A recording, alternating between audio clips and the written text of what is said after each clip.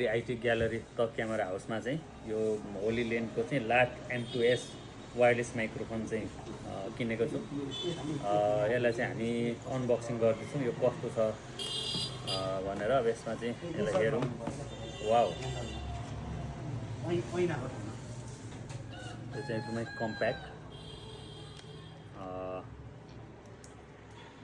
त्यो त म त यसलाई पनि हेरौँ।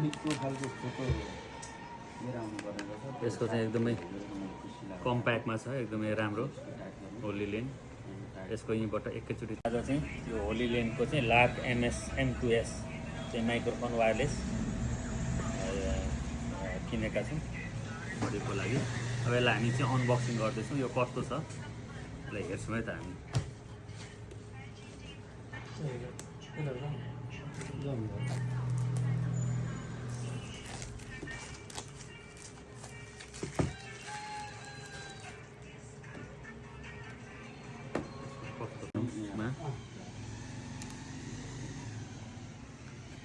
चाहिँ रिसिभर र यो आयो, यो पनि एकदमै यो त तपाईँले नि यो अर्कै खालको दिनु पर्यो।